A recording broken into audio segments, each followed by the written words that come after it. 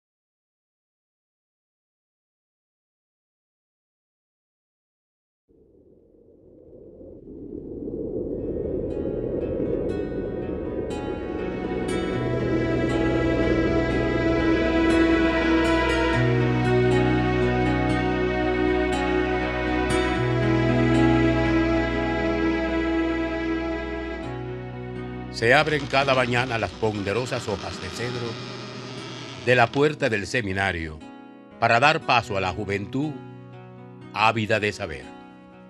Grandes corredores, una fuente rodeada de naranjos frondosos, una escalera de piedra. Ahí se enseñó filosofía y ciencia. Ahí enseñaron, por primera vez, los grandes hombres que forjaron el pensamiento de nuestra patria.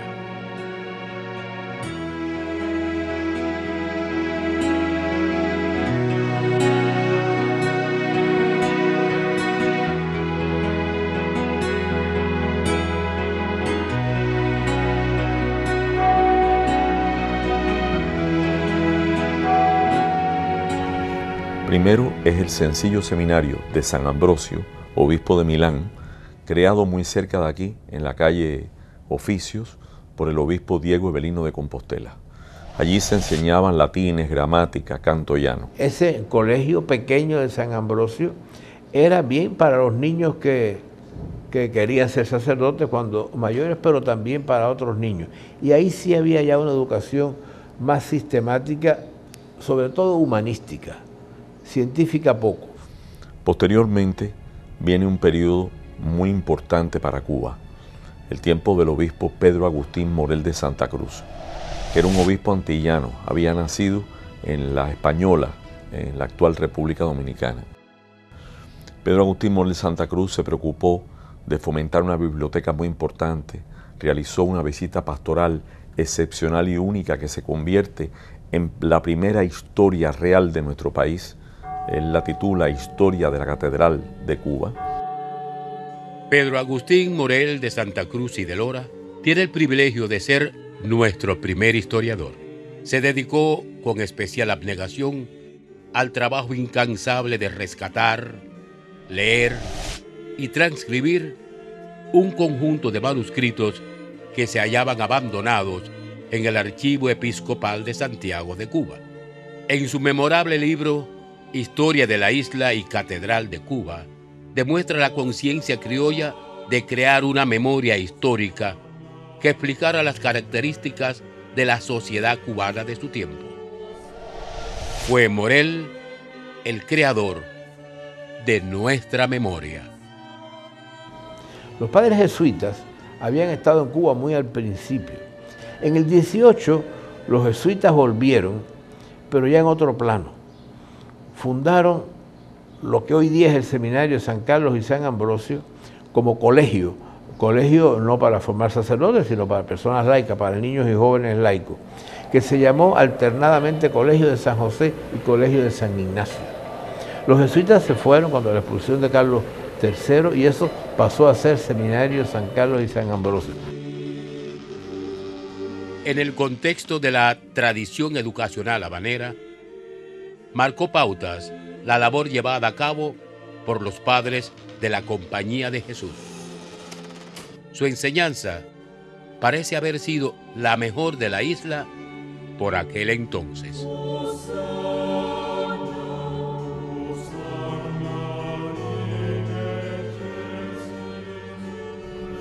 Después de Morel viene un gran discípulo suyo, pero esta vez nacido en Santiago de Cuba, que es el obispo Santiago José de Echevarría y Elguesua.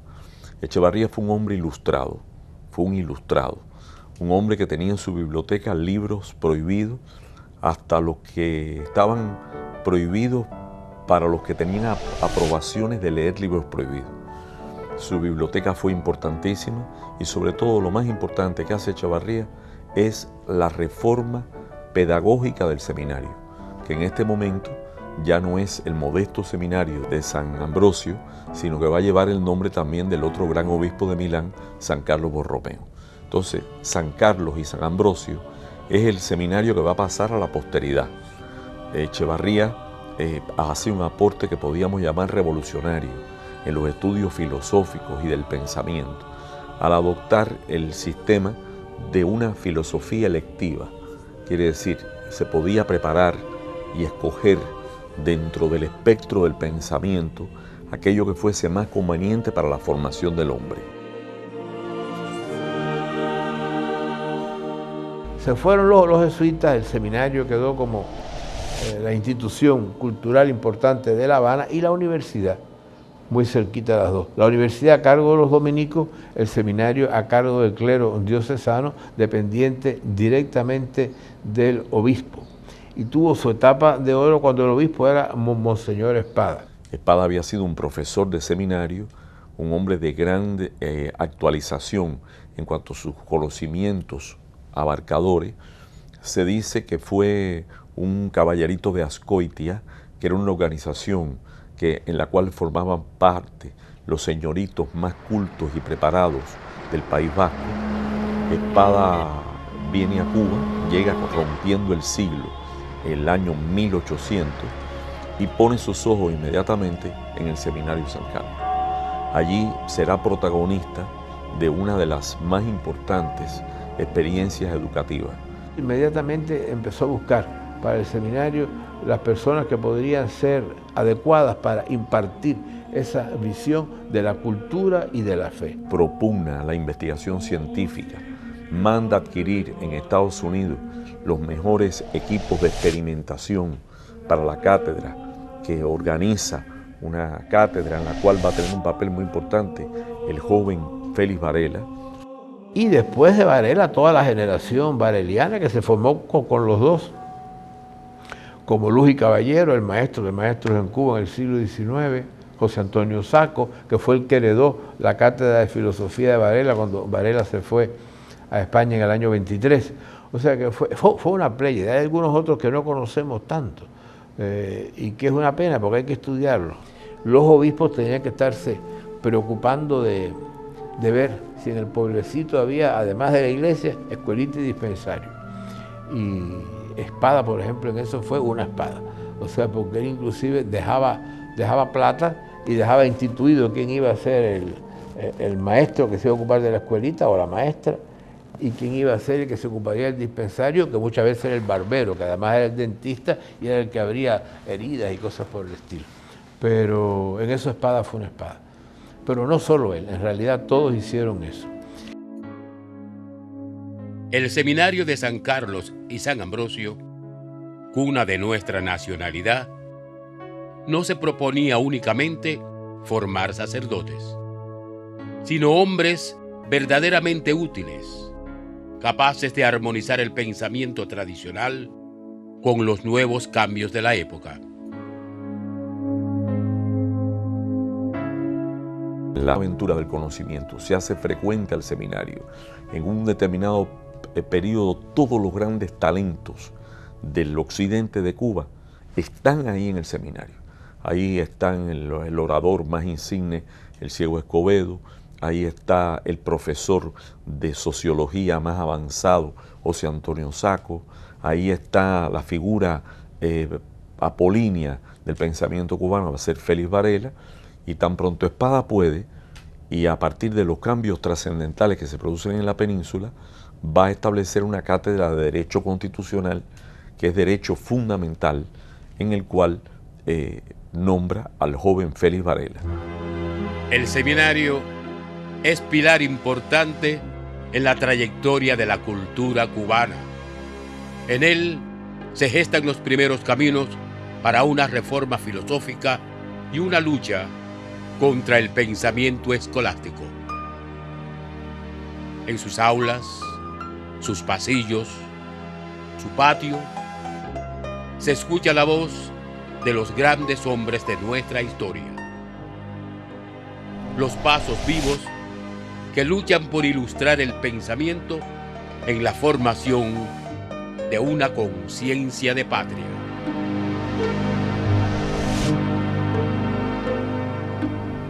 Bueno, han pasado los años gloriosos, que son esos años primeros del siglo, que es el tiempo ese breve del seminario, que casi coincide con la vida de Espada, con el episcopado de Espada.